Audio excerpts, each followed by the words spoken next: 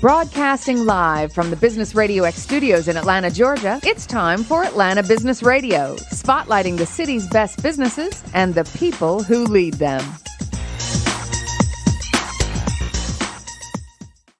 Lee Cantor here with Stone Payton, another episode of Atlanta Business Radio. And Stone, this is going to be a fun one. Hey, it's a good way to start off the week, man. We got a studio full. We got paparazzi. We got entourage here.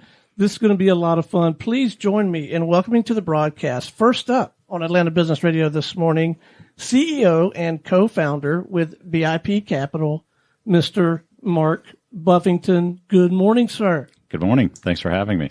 Well, Mark, before we get too far into things, tell us a little bit about BIP Capital. How are you serving folks? Well, I mentioned in as we were getting to know one another, we started BIP Capital about 14 years ago.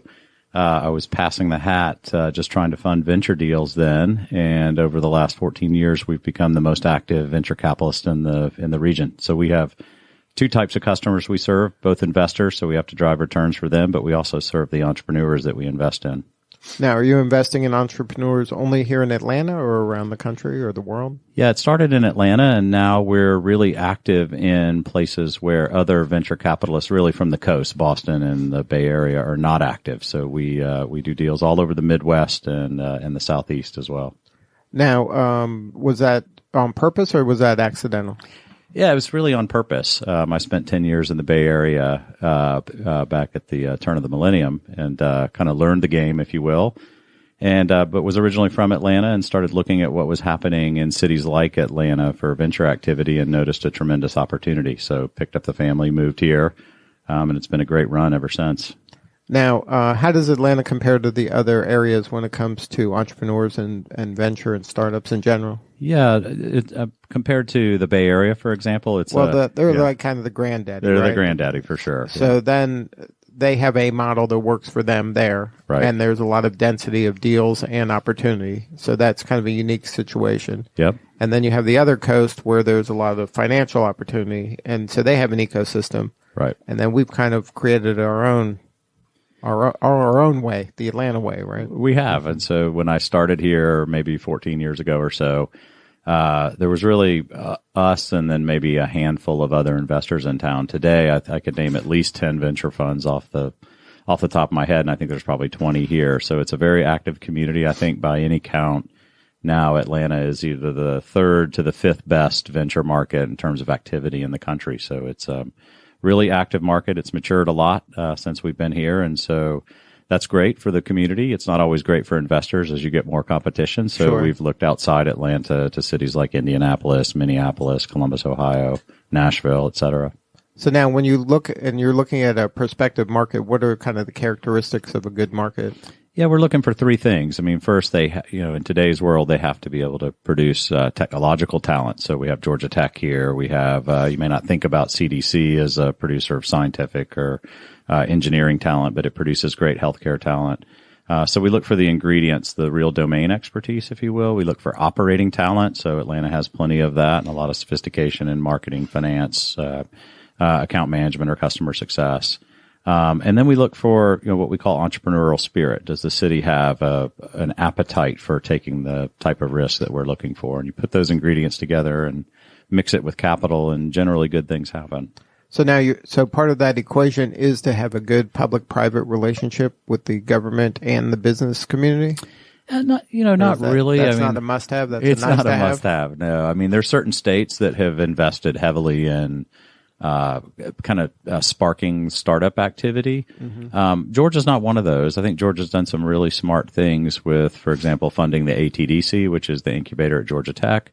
But by and large, like Tennessee was very aggressive in this over a decade ago, but different political whims kind of come and go, and so they defunded that through time, and then you saw that their venture activity got cut in half. So it's not really clear that, or at least for us, we're not looking for government intervention because that comes and goes. But the basics that I mentioned before, operating talent, technological talent, and kind of spirit, entrepreneurial spirit, if those are existent, they tend to stay put, and those are good things to invest in. Now, what about kind of an investment by enterprise that kind of creates sometimes a cluster around it? Like when you have a big, like here in Alpharetta, there was big healthcare IT companies that come in there, And then because of that, you have a lot of executives that maybe come and go, and then they build around that as kind of the host. Yeah. No, so Atlanta's really good at that. So there's, when you first started asking the question, I thought you were asking about corporate VC, but we don't, that, to my knowledge in Atlanta, that has not really spurned a lot of Right. I'm just seeing it as if a big company comes in and a lot of their, they have an impact. So they bring a lot of executives, some of which kind of leave, and then they still are in that industry, and then they're building things, and then all of a sudden now you have a client that's this big company that can kind of get you at least going a little bit. Yeah. Yeah, absolutely. So that executive talent with domain expertise and large leverageable networks are excellent for us. A great example of that is McKesson had a large healthcare operation here in Alpharetta. I think, I don't know how many of those ex-executives we employ, but it's a lot today. Right. Yeah. And then they'll have their own startup, using them as either a client or kind of the catalyst to find clients. Yeah, or they'll join a startup. Right. A lot of times executives and their mindset are not necessarily the founders of companies, but they're excellent additions very early on to combine kind of a somewhat irrational entrepreneurial experience with a rational business mind. Those things. You need both sides of the brain. You need both sides of the brain. So that's criteria you look for. If you see somebody like that, an executive that has joined kind of a startup, that gives you kind of more confidence. For sure. It's part of our formula. And we, right up front with entrepreneurs, we'll ask them, we kind of size them up and say, is this somebody who can take the company through the various stages to get to a large company? It turns out that I mentioned, by the way, we love pseudo-irrational entrepreneurs. Right. You need that spark, right? You got to have them. Who looks at the world and says, not many people look at the world and say, gosh, that's really messed up, and I'm going to go detour my career and fix that. Right. And invest all my time and money. All my time and money to fix this dream. Absolutely. Right. And give up the opportunity I have elsewhere to do that. So those people are generally irrational somewhat. Mm-hmm. It turns out that their level of irrationality, the same skills that are needed to start businesses are not necessarily the same skills that are needed to manage 100 people.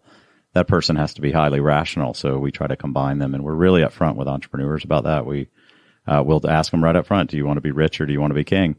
And so we get by and large, for the most part, it's once you walk them through the logic, they say, yeah, help me build the right team. And so is 100 people, is that the marker where that entrepreneur probably is not doing what they kind of were born to do at that point? No, I think it's about 20 actually. Really? So yeah, and even in my own personal scenario, I'm really more of an entrepreneur, built a business, realized that, when I hit about 20 employees, I had HR problems. So, it's just, that's like a universal So now law you're of like business. kind of going into more of a manager role, and you're more of kind of a creator role? Creator role, and I partner myself with somebody who is much more of a day-to-day manager. So, and that formula's worked very well. So I can speak about the experience personally with entrepreneurs, and I think they understand that and appreciate the fact that I've been through what they've been through.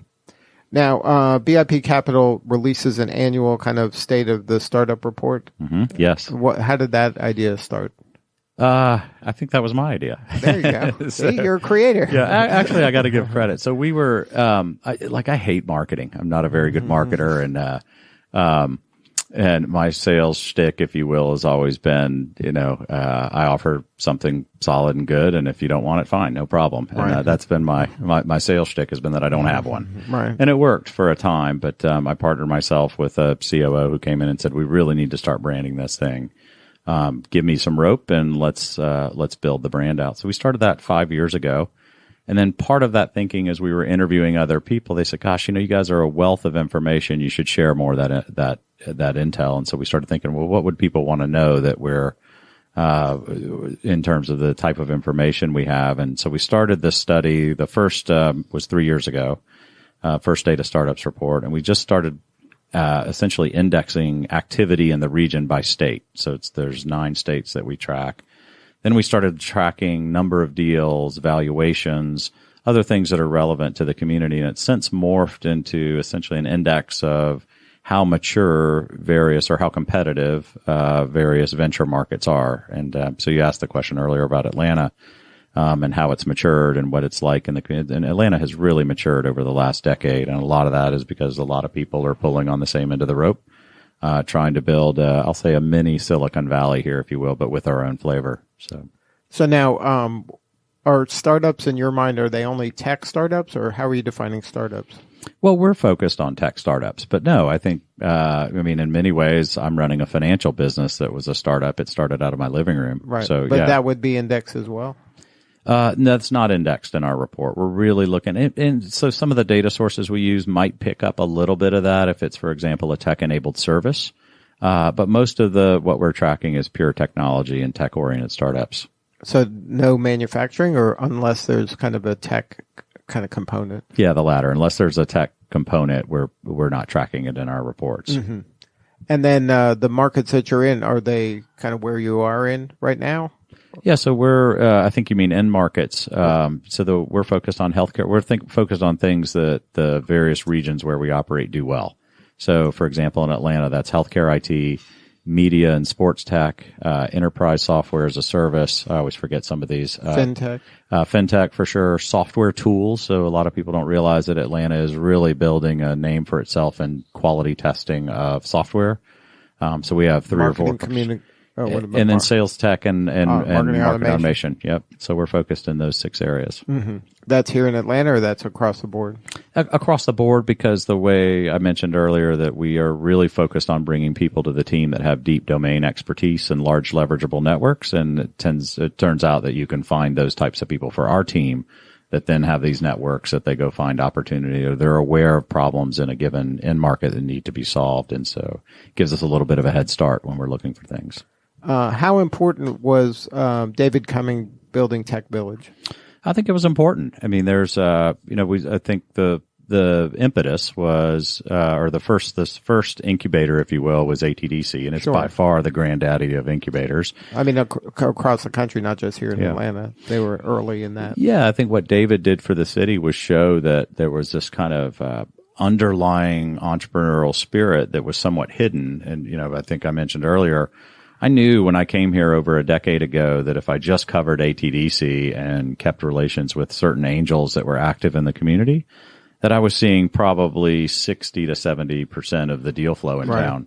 What David proved was that, no, there were a lot of people who wanted to start businesses that may not be on the radar and that you may never find. And so he launched that, and he showed how much pent-up demand there was for really entrepreneurship and launching businesses, but then all the things that come with it, the capital and the support and the acceleration beyond that, which is what we do. So it was important. And then, so I don't know if you know this, but I think in Atlanta now, I can count 12 incubators, but there's probably 15 to 20. I don't know how many there are, but, and David led the charge in that. So. Well, led the charge of an individual kind of going out and risking their own capital to try to build something like that. Are you seeing that in other markets? Are there entrepreneurs who have had successful exits like in other markets that say, you know what, I'm going to follow that lead and kind of build a tech village in other markets? Yeah, I mean, I think the short answer is no, because David was a pioneer in that. But then WeWork came along, which despite their bad news later, I mean, if you go into any town, Nashville, Columbus, Ohio, there's 5 to however many WeWork facilities. So David was somewhat unique. And then I think, I don't want to say the window closed, because at the end of the day, they're providing specialized space for entrepreneurs, not necessarily investing capital in them. I think David does a little bit of that. Right. But he brings them together into a community and a place to share best practices and a place to share ideas. And so, but I think he was quite unique in that. And then I think a lot of people had the idea to do the equivalent of the Atlanta Tech Village on steroids, which was WeWork.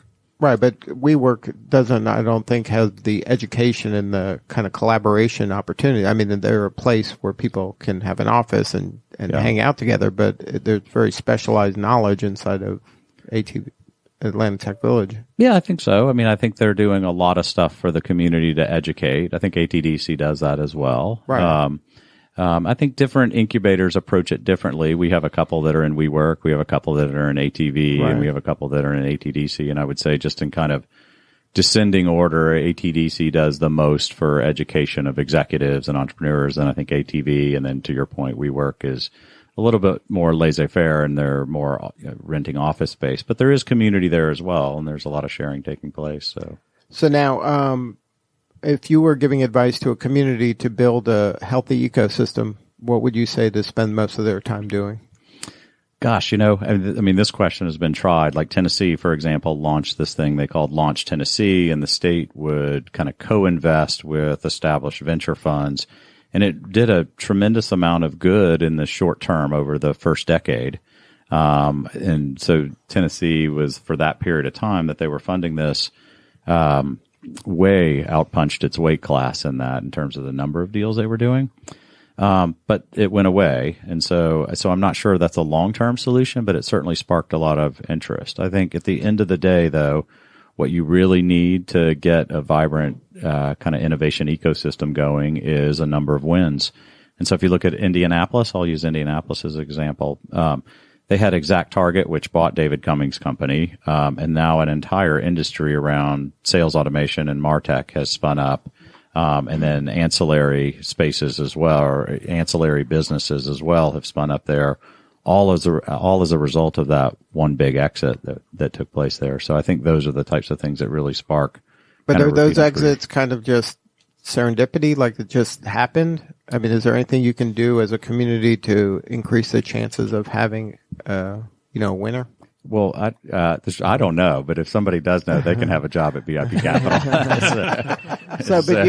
All you're doing is looking at this type of data, and you're not. So it is. Some of it is just luck in that all the stars aligned. They got the right team, they got the right product, they got the right service, and they were able to. And the harder you work, the luckier you get. There's a little bit of that too, right, Mark? For sure. So yeah, I would say that with anything, and even in my own career, luck has had a hand in some of the success, but no doubt about it.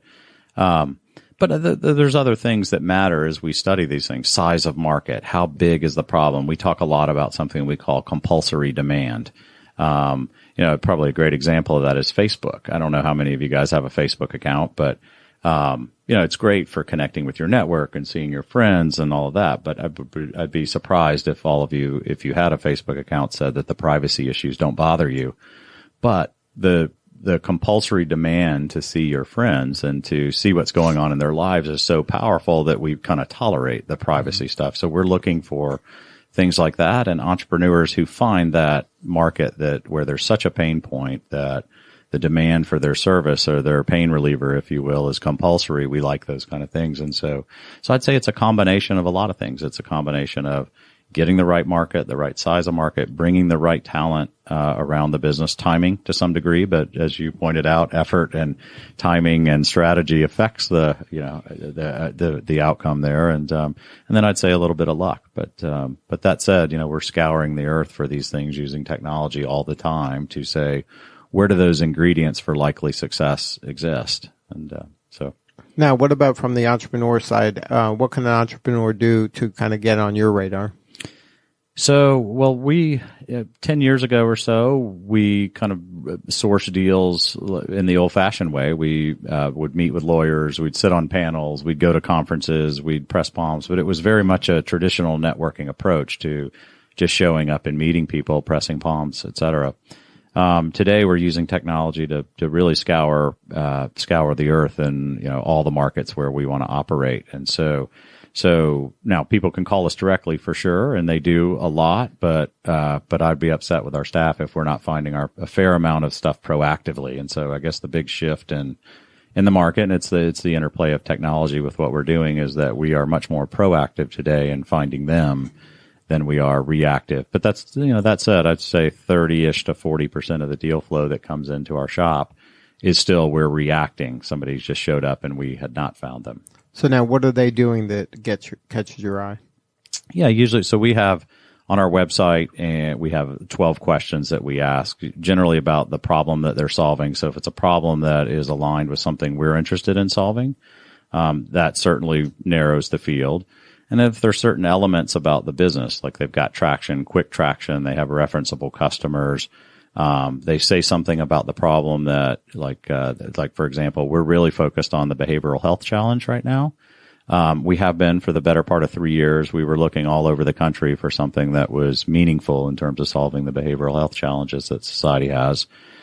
Couldn't find anything. And then finally, through a conference, we met somebody who was doing something really unique. So, didn't have a lot of business traction, but the tool and the way they approached it was so compelling to us that we made an investment. Now, what about, you mentioned conferences. Here we have Venture Atlanta. That's next week. And that's important for the community. What about getting involved in those and having startups pitch in those kind of events or apply to be in those kind of events? How important is that? Yes, I think it's super important. I mean, I think there's a great line that Woody Allen has. It's like 50% of success is showing up. And 50? That's what he said. Probably 80. Yeah, right? I mean, just show up. And so I think it's really important to be at all the community events, whether that's a learning event at ATDC or ATV, whether that's other kind of community gatherings. But the granddaddy, at least in Atlanta, is Venture Atlanta. And so I would, if there's an entrepreneur out there listening that wants to get access to venture capital or other opportunities to grow their business, absolutely, they got to be present at Venture Atlanta.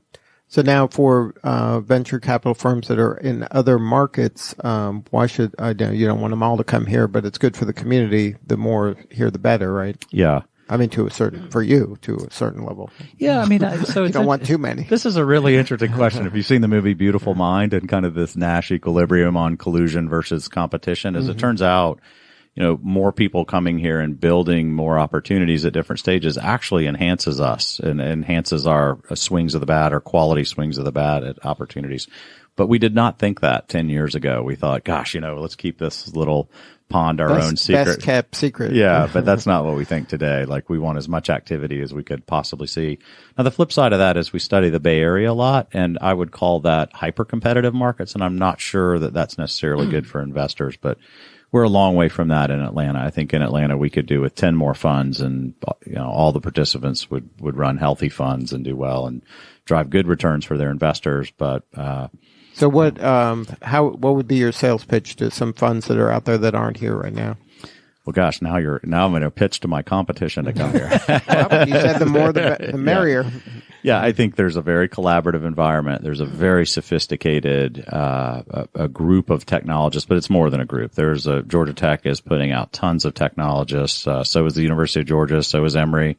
So I just angered a bunch of my tech friends, but there's just a lot of technological talent here, and there's a tremendous amount of operating talent. And the community over the last 10 years has really embraced. It used to be a real estate town, but I think it's very much a startup town now, and most people know that. All the big funds are here; they're here actively. They don't necessarily say. Usually, what happens is and it would be hard for us to put a satellite office in a different city, because the magic of venture happens around our table as we're discussing a deal and we're poking at it, and we have one naysayer and one that's pounding the table to do it, and so good things happen when you get good ardent debate on a deal. And so what we see from the external world, let's say Bay Area investors, is they're usually establishing relationships with firms like us or another firm in town, and then they're sharing deal flow back and forth. And then they're kind of easing their way into the market? Yeah, but they do it from afar. They do it through partnership as opposed to launching a satellite office and having an office here in Peachtree. It's hard to be kind of in a satellite office if you're not in connection with the team and constantly learning and taking advantage of all that magic that happens when you bump into people in the hallway and all that. And I think they get that. And so I think the way the industry really works is more through a network of partnerships of funds. And that's not to say that a few funds haven't moved here. They have. And so, I think they're doing it for the same reasons I mentioned earlier. Opportunity. Money is really funny. It finds a way to So is that how you're expanding into those markets? Are you partnering with funds in those markets that you described, or are you putting boots on the ground there? No, we're not putting boots on the ground. So we do, but it's more like, assault missions, if you will. So we go in and spend, we'll do like a week, 2 or 3 days with all the legal professionals, all the accounting professionals that focus in the startup world. Everybody, all the angels that are around, if there's an event in that given market, there's tons of conferences. We make sure, just like Venture Atlanta, we make sure that our people show up for those events.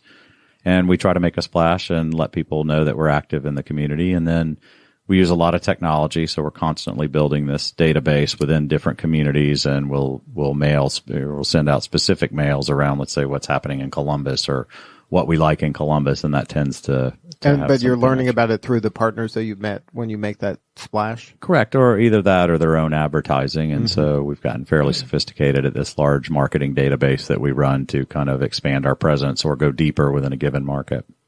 And then you mentioned Venture Atlanta. You'll be there? Yeah, we'll be there. We're a sponsor of the Cocktail Hour, actually. Right. It's 10 years in a row we've sponsored the Cocktail Hour. And then if somebody wanted to get a hold of you or get a hold of that report, what's the best way to do that? Oh, well, the best way to get a hold of the report is just to go to our website, and there's a link at the top that says State of Startups, and so they can click through to that, and they just enter their name and their address and their email address.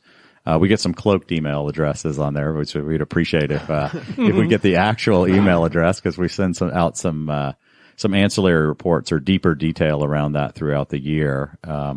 So that's the best way to get the report. And as far as getting a hold of us, they can find our contact information at www.bipcapital.com, or just call us directly. It's pretty easy to find our phone numbers, and we try to be really open and easy to approach. Well, thanks so much for coming in to visit with us, man. Thanks keep for up having the me. good work. Yeah, thanks for having me. Yeah, keep us posted from time to time. Yeah, Will do. All right. Hey, stay with us. We're going to visit with a couple more guests. Yeah, that'd be great. Absolutely. All right. Next up on Atlanta Business Radio, we have with us Senior Director of Engineering Operations with T-Mobile, Mr. Calvin Gray. Good morning, sir. Good morning. Hey, what'd you learn in that last segment, man? Venture capital is kind of weird. Not weirder than cell service? Yeah, really. It's just different. It's just different. So tell us about your work with T-Mobile.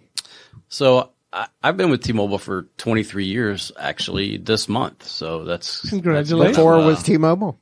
Before it was T-Mobile. Right. Yeah. So I started How many my iterations ago was that? So I started my journey here at PowerTel, and Right. really I built the Atlanta network for PowerTel before T-Mobile even started. So that's kind of a unique situation. I've been in wireless since 1984, though. I literally got out of tech school and I started building cell phones in a factory in Lynchburg, which is now Sony. It's a Sony factory. So I have been doing this for a long time, and I've seen a lot of change. So what attracted you to this technology? I think just the technology itself, the way that it grows and continues to change. But I've always been a tech nut, so it just kind of drug me along as it changed. So now, right now we're at the cusp of a big change with 5G. Yeah. How is that going to impact us? So I think one of the things when I look at 5G, I think back to the history of wireless. So if you think back to the 80s, the phone was basically a phone. People didn't know that they wanted the internet on a phone. Right.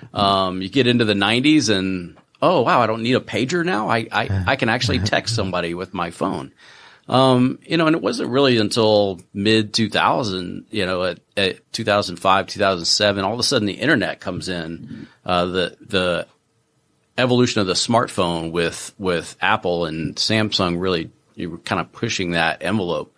All of a sudden life becomes very different. Right. There was a mental shift that took place, right? Where then your phone is now your computer. Yeah. And then once that happened, now it's my television. It's everything now. Yeah. And it really, I think one of the unique things about the technology is that it basically brought everyone around the world closer together. Right. Right. You can now video anywhere in the world and show it to anyone in the world at the exact moment that you're doing it. And it's really the change of that I think 5G, when I think about 5G, I'm trying to figure out where do we go? Because, 20 years ago, I didn't think we would be here. Well, there was a time, young people don't know that you used to have to pay for long distance. Yeah. You'd have to pay per minute, and you would have to only call certain times of the day to make it affordable. Yeah. We used to just have to stop on the side of the road and put a quarter in it. Right. To make it. Yeah. So a world where you can reach anybody with video talking, whenever you feel like it, 24/7, anywhere in the world, that's how young people grow up now. Yeah. So you're saying what could be next for them? Yeah. I think, I think, the big change really is this generation is the digital generation, right? They don't know anything different than their cell phones, their social media accounts. Their privacy isn't the same as our privacy was. So I think what really changes the sky's the limit with 5G because there's so many opportunities. But so this is going to be kind of this isn't an incremental change, 5G. This is going to be a noticeable change to a layperson. I think it'll be a transformational change. Transformational. You really start to get to a point where you have what they call edge computing. So it lowers power on the handsets. You have the ability to have these Internet of Things sensors in every scenario. Your clothes can tell you what's going on in your body. Your wearables can interface with street lights and traffic lights and traffic signals. The autonomous vehicle connection points all become almost real time, instantaneous. Virtual reality, augmented reality, all of those things can really happen with 5G because of that real time ability. There's no lag. So when you, like, for instance, if you're doing virtual reality, the lag today will make you kind of a little bit queasy because it just doesn't feel right. But in 5G, it's so real time that you could have a construction manager in Atlanta working on a project in Beijing, and he could put on the video glasses and literally be on site, real time, speaking with the person there, going through the entire construction process, going through the drawings, going through an inspection of what happened in real time. And as if he was there. As if he was there. And I think that really is one of the big changes, is that ability to do the real time analysis. I think about, you ever go to the UN and watch one of their sessions, everybody has a translator. Right. Well, in 5G, it's so real time that the translation would be real time. Wow. So your headset could actually translate everything for you real time. Those are transformational changes. So now where are we at? We've been talking about 5G for a minute or two. How close to reality is it? Is it coming to Atlanta? Like, are people here using it today? Yeah. So, right now in Atlanta, we have a core downtown. So you've used it. I have. Yeah. And it works. It works. It's new. Well, right? on T-Mobile, it works. Yeah. Let's be clear. It's not the go to the stadium for Verizon and find one spot in the stadium that you can actually use it. Everybody stand here in this corner. It's like the smoking section. We built a core 5G network in downtown. It really is. It's for testing because it's brand new. But our customers have the ability to get on it right now. There's one handset out there. We launched it in June, I think, of this year. And it's unique because it's 38 gigahertz. So it's millimeter wave. Millimeter wave is very, unique. And that's, a lot of the companies had kind of put their hats on millimeter wave as being the end-all be-all for 5G, and that's really not our strategy. I mean, we see the spectrum strategy for 5G looks like a wedding cake. The top tier is 38 gigahertz, and it's very unique. It's very special. It's good for stadiums. It's good for mass gatherings of outdoor people, Centennial Olympic Park, things like that. It doesn't cover doesn't go through walls very well. So the signal dies. So that's why people are like, all of the test results are, I have it, then I don't have it. I have it, and then I don't have it. It's because it's just, it's very unique in its frequency components. Then we looked at kind of the middle layer is mid-band. And there's a CBRS auction that's out there. And that mid-band layer is really about capacity, right? So that's where you gain your excess speeds and really can do some transformational things with it. And then we have a 600 megahertz license, which is what we're going to launch sometime in 2020. That's kind of the low and broad coverage. And that goes through walls, or that goes through walls. So that low band coverage is really, really good. We're putting that in our network right now. And, our plan is to launch that in 2020. I think the challenge is really handsets. I mean, you've got to get handsets available. And a lot of times the network is ahead of the handsets. And then, so you think by next year in 2020, there'll be more handsets available? Yeah, I think second quarter, third quarter of next year, you'll start to see handsets. I think probably fourth quarter, you'll start to see some real introduction of handsets. So we're still a full year away from kind of seeing this? I think you're a full year away from seeing large quantities. I think you're going to have some really explicit tech people that go, I want to see it. I want to play with it. I want to touch it and feel it. You're going to have the average person go, I don't know what's different. Right.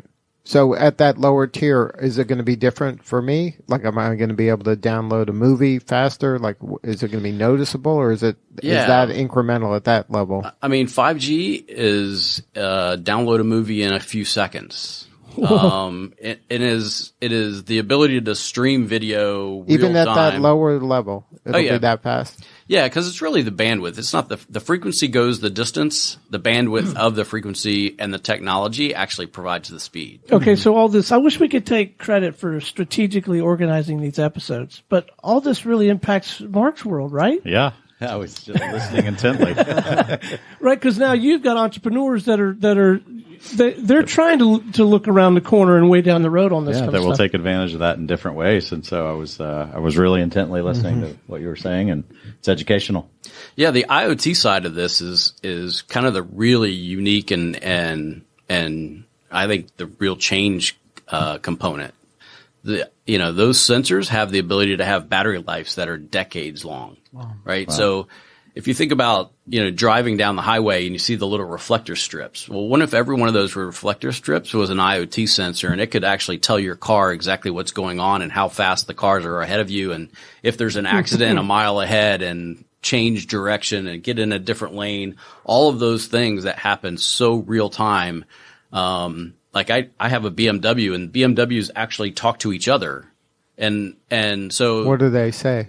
I noticed it because the car in front of me slammed on the brakes, and it was a new BMW. Right. It told my car to slam on the brakes. I didn't even touch the brakes. So those things are really, really the benefit of that communications network that happens when 5G becomes that real time. And then is it going to be where it's kind of agnostic? So like if I have a Mercedes, can it talk to your BMW, or is it kind of a closed system of just BMWs at this point? I think over time it will become more agnostic, but everybody wants their own thing, and everybody will make their own tweaks. But I think a lot of this comes down to the cities and the states and the government as opposed to what regulations do you put in place? What do you want it to do, and how do you want it to impact the community? Mark, you have a question? Yeah, I did. So how will 5G impact, is this just an urban thing, or will it impact rural communities in terms of access and bandwidth? No, our push right now is for rural America. Yeah. I mean, when you think about rural America, I think that will be one of the biggest transformational areas, because today, 25-30% of rural America has almost no broadband. Right, it's a challenge we run into all the time. They have the worst unemployment. They have all of these challenges. They don't have the ability to do online schooling. They don't have the ability for the schools to give iPads out to their kids to do homework. All of those things. We're focused on pushing 5G to rural America, and that is one of the biggest drivers for T-Mobile. That's why we're doing the 600 megahertz spectrum, is because we have a slogan it's 5G for all. We want this technology to be class and barrier proof, right? Everybody should be able to take advantage of this, and everybody should be able to have the benefits. And I think in my mind, I look at a really unique world of this, like the digital generation. Do they move out of the city?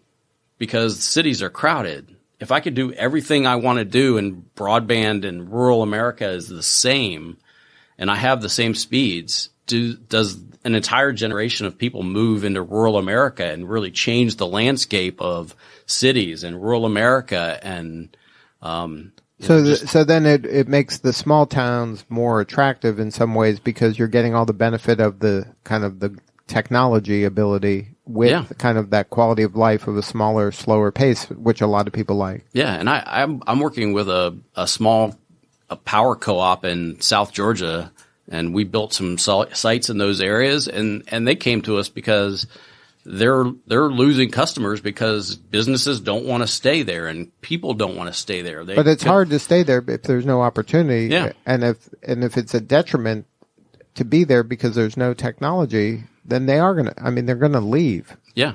Yeah. So the benefit really is if you can get broadband into rural America. So you can revitalize a lot of areas that are kind of neglected. And you bring them up to, for lack of better words, urban standards, right? Right. So where urban and suburban America has the access to everything, all of a sudden rural America has access to everything. You can do the doctor online. You can. Right. So then that doctor shortage doesn't necessarily have to be a doctor shortage anymore. Right. So now, what does it take to do 5G?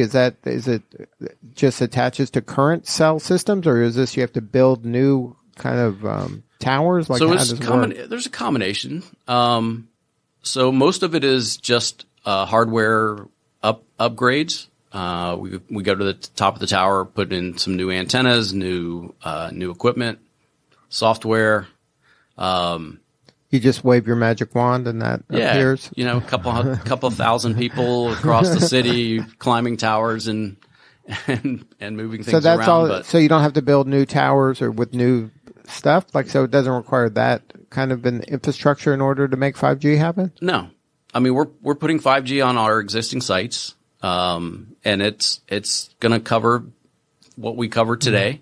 Right. We covered 98% of the population today. We will, over the course of the next couple of years, we will try to do the exact same thing. And that's what it'll take. Like you said, a year from now, there'll be more devices. So a year from now, what do you think the percentage of coverage will be for 5G? Well, our goal in 2020 is to have a nationwide footprint. So that 98% will be covered with 5G in a year? I'm not gonna tell you 98%, but I think we classify a couple 100 million pops as a nationwide footprint. So I think our goal is to try to hit that number. Wow. So what about here in Atlanta, in the metro Atlanta area? When do you think that'll be covered? I would hope early 2020. So sometime in 2020, you think Metro Atlanta, if you have a device, you'll be able to kind of tap into the 5G? Yeah. And what about the Internet of Things devices? They'll be able to use it as well? Yeah. They're actually out there now. I mean, our office in Bellevue has parking sensors. Like you pull into the parking garage and each parking space has a green or a red light on it, and it tells you when you walk and you go in how many spaces are open and how many spaces are closed and which direction to go to the open spaces. And I mean, I think those scenarios are just going to change everything. The IoT device technology is such a cool technology. I mean, imagine today the garbage collector drives the same route, picks up every garbage can, regardless of whether it's full or not. The IoT sensor could actually tell it whether it's full, so don't pick it up. So it could create. My wife would have a problem with that. Yeah. But if you're around the city and you're picking up the big dumpsters and things like that, right. you don't. Right. I mean, if those sensors are available, I mean, there's just so many opportunities to put sensors on things. You can track your luggage. You can track your children. You can track your dog. I mean, and it's all real time. Right. And it's things that we can't even imagine yet, because as people kind of see this and see what it can do, it's all those crazy irrational people are going to be coming up with the next thing, right? Right. Yeah. Absolutely. And the fact that we can go to rural America and do this. Right. That's where the opportunity, that's a game-changing all of a sudden opportunity. now farmers can use small sensors in the ground and know, water this side of the field, but not the other side of the field, or fertilize here, or don't fertilize there. There's so much of that information that can now be gained from the ability that 5G has. Now, you guys were involved with the Super Bowl. Yeah. Right. So then, what did you guys do for that, and what is there any lasting impact, or was that kind of a one-shot thing? So that T-Mobile took a real unique look at the Super Bowl. It's a 2-year planning event, right? So you have to start thinking about what do you have to do, because there's an extra million people that show up into the city, so we spent about a year doing planning, and then we went another year, working with the city, just kind of laying out the plans, trying to implement everything. The unique thing I think T-Mobile did was we built everything permanent. We didn't come in and try to put up a bunch of temporary sites and then take them all down when everybody left. So you invested in Atlanta. We invested in Atlanta, and we put in double the capacity for Atlanta. So that we have the ability to serve the customer today, and that benefit is going to last for years. It's the gift that keeps on giving, yeah. right? And it was actually a great opportunity for us to do some unique technology enhancements too. So we tested something called C-RAN, which is going to be a big thing in 5G. It was the first C-RAN that T-Mobile had ever done, and it was all around Centennial Olympic Park. So it was a combination of small cells and macro cell sites. It provides the ability for improved uplink. So not how fast can I download something, but how fast can I push it up to the network? And that's really unique when you think about a Super Bowl, right? Because people aren't sitting, unless it's a really crappy game, people aren't sitting there watching their phones looking for something to do. They're uploading their experience. And when that upload doesn't happen, that's frustrating. So we doubled and some places tripled our upload speeds inside the stadium, around Centennial Olympic Park, around that entire kind of walkable area. And that was what our big push was. So everything we were testing, all of the new technologies we put out, were all based on how fast could we make the uplink, to make the experience and the ability to share your experience faster. So when you have an event like that and you are kind of trying to do new things like that, were you able to take some of those learnings and kind of deploy it around the country now? Yeah. So my team actually, we brought people from Miami. Right, because that's the T-Mobile, next Super Bowl. Yeah, so they're doing the next Super Bowl. We kind of created a Super Bowl manual. Right. And they even the year before, I sent some of my team to Minneapolis. Right. Just to kind of gain that learning, kind of share the learning and keep it going. And then, we as Atlanta, it's a large city for T-Mobile. So we do a lot of, first application testing of new technologies and things like that. So, my team does a lot of that for the company. And then for people who aren't T-Mobile folks right now, what's a sales pitch to get them to try T-Mobile? Wow, I'm an engineer. I think the biggest problem that I see in Atlanta is a perception problem. I think people still think T-Mobile is a small carrier. I think people still see T-Mobile as the old PowerTel, and it didn't really cover all of kind of rural Georgia. And that's a very different scenario. Over the past 5 years, we've put LTE in over 2,000 sites in Georgia. We cover almost 50,000 square miles of Georgia. And not much of that is actually city of Atlanta. But I think the big piece would be, give T-Mobile a try now, because it's a very different company than it was in the past. Good stuff. And if somebody wants to learn more, what's the website? www.t-mobile.com. Good stuff. Well, thank you, Calvin, for sharing your story. Yeah, thanks. This is an exciting time, huh? I'm getting excited about this. It probably has implications for our business. It definitely does for the irrational entrepreneurs that you work with. This is good job putting this episode together, Lee. Yeah. Nicely done. Well, but this is an example, Mark. This is where the value of BIP Capital is your connections and your knowledge, right? That's how you help an entrepreneur. It's not just money. Correct. Yeah. I mean, so knowing Calvin probably helped you, right? Because if there's questions or people are touching 5G, who better to call than the people that are building the network? Yeah, I had like 10 questions I wanted to ask him. I didn't want to take up all We'll do your a time. special episode just for you two. And now you have a guy, right? Yeah, exactly. Everybody needs a guy. Hey, Calvin, stay with us. Both of you stay with us. We got one more gentleman we're going to visit with. Awesome. All right, Lee, you ready for the headliner? Yes. Man, he has been so patient. He's been taking copious notes. He's been nodding his head. I know he's been learning stuff, but he has some ideas to share with us as well. Please join me in welcoming to the program Senior VP of Operations with Proof of the Pudding, Mr. Ben Witte. How are you, man? Man, I'm doing fantastic. What a morning, huh? I'm so pumped up that T-Mobile is going to 5G because finally my MySpace page is going to be flying. And I'm super pumped about that. Thanks for making that happen. Well, tell us about Proof of the Pudding, and the technology is important to a company like yours because you're in all these events. You're catering all these events, right? I was super excited when I heard the tracking thing because we're still trying to find 500 tongs from last night's party. And maybe there's a way to get that decal on those tongs. I'm envisioning this grand pit of tongs somewhere for all us caterers. So tell us about Proof of the Pudding, your family-owned business that's been around Atlanta for quite some time. Yeah, we're in 41 years old this year, and we've been in here in Atlanta, based in Atlanta. It started out with a young lady down on Peachtree, Kate Goldstein, making brownies and chicken salad, and the good news is we're still making the same recipes today.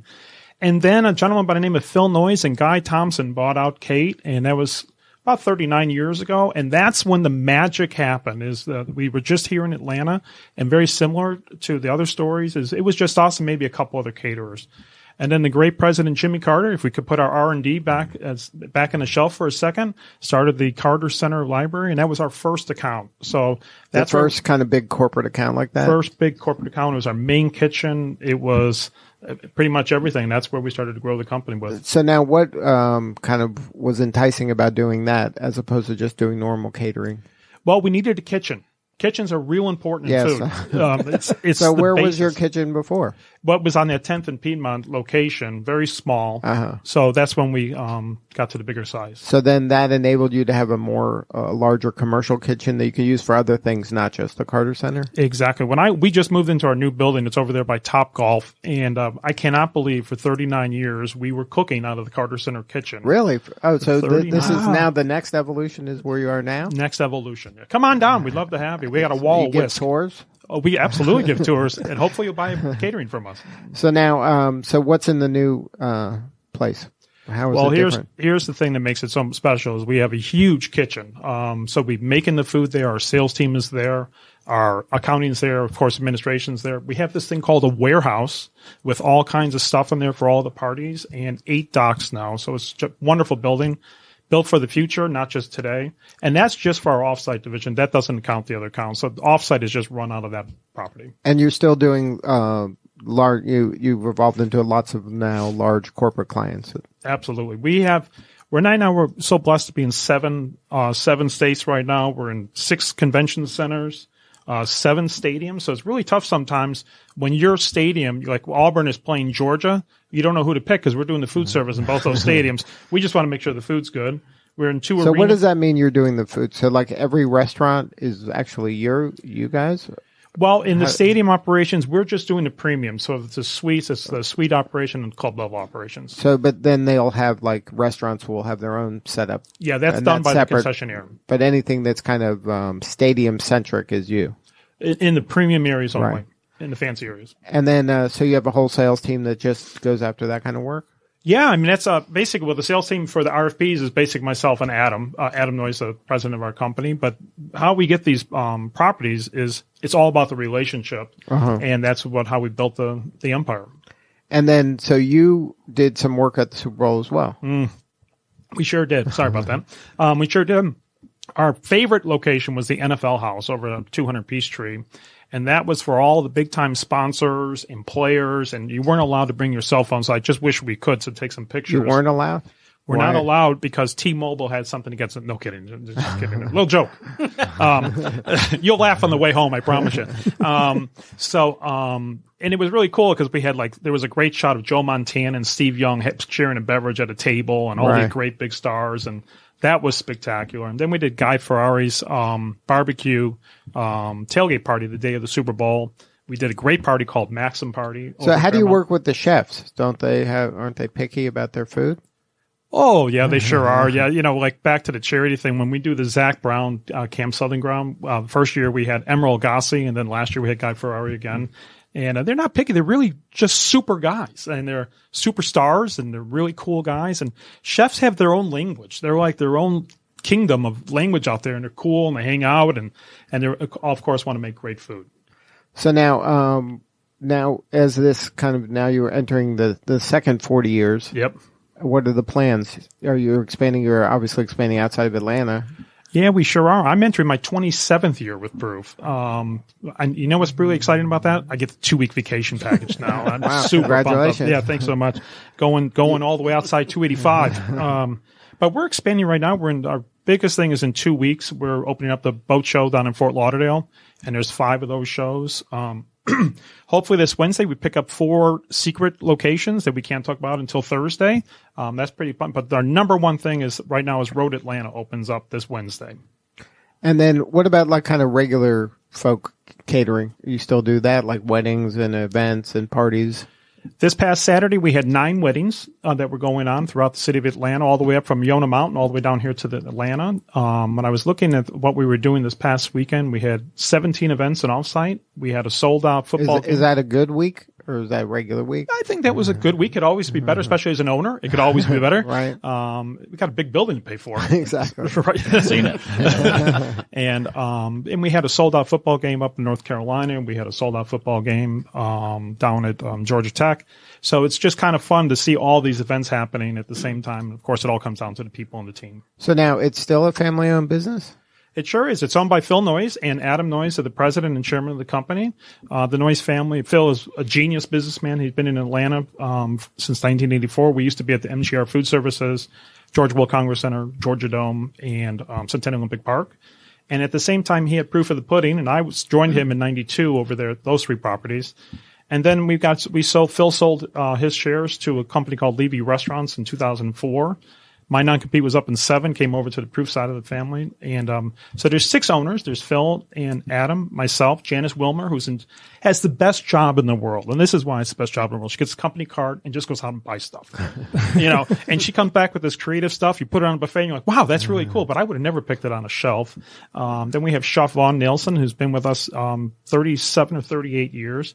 He's Danish. He's got the best voice. Come on now. We got to make the cookies. That's exactly how he sounds. And then we have Bin Liu, who's our controllers. That's part of the genius of Phil, is every one of us partners as a division of the company to make sure everything's going well. So now, are there any kind of differences of working for a family-owned business than a non-family-owned business? That's a great question. When Levy bought us, that was a huge company. I mean, Larry Levy at the time was he owned the company. It's his name above the door, like Merritt used to always say. And then he sold to Compass for a little number called $300 million. And Compass is the largest food service company on the planet. But when Larry was there, he was a true entrepreneur, and I used to love his spirit, and you would love his entrepreneurism. He took chances, and he always wanted to make sure that the customer was right and did what he had to do. And we both loved concerts. So a quick little story. So you're trying to outdo this billionaire, right? He goes, hey, what's your favorite concert, Ben? And I go, wow, it's down at Verizon and saw Fleetwood Mac front row. It was awesome. I go, what's yours, Mr. Levy? And he goes, well, there was one time that John and Paul were in my living room playing Let It Be.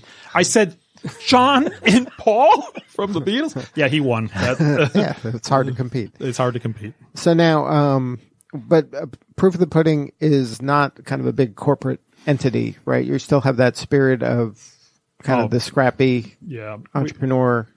We are definitely, that's our whole niche, is when we're going into sell, is we're not like the big guys. We're going to do it your way. We're going to buy your milk. We're going to buy whatever is desired for your location.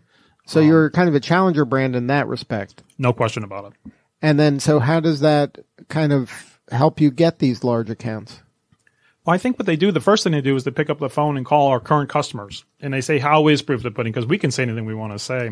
And we have never lost an account, knock on a table made out of wood, in 41 years. And I think that's what makes us different, is we're not doing it our way. We're doing it your way. It's about the partnership with the client, the customers, and so on and so forth. But you get, so when you're competing against these kind of mega firms that are hundreds of millions of dollars, firms that are doing, the Smithsonian and doing these large corporate accounts, how do you kind of get them to just try you, where like no one's getting fired hiring them? Right. I think that our niche is if you're looking for millions and millions of dollars a check to buy the businesses, it's called, we're not that company. We just don't have that. We are the company that's going to do the business your way. And my favorite story is when we signed on Auburn 6 years ago. And we were there with the folks we were just meeting for the first time. And the person that was there, Tim Jackson was there, and he goes, two things. He goes, aren't you the guys off 85, that white building that we used to be on Monroe? And also, don't you do Chastain? Because I used to love the wedding bag that you did at Chastain. Chastain represents probably 0.5% of our annual sales, but it's probably our most famous thing that people go, aren't you off of 85? Well, we're no longer off 85, but we still are Chastain.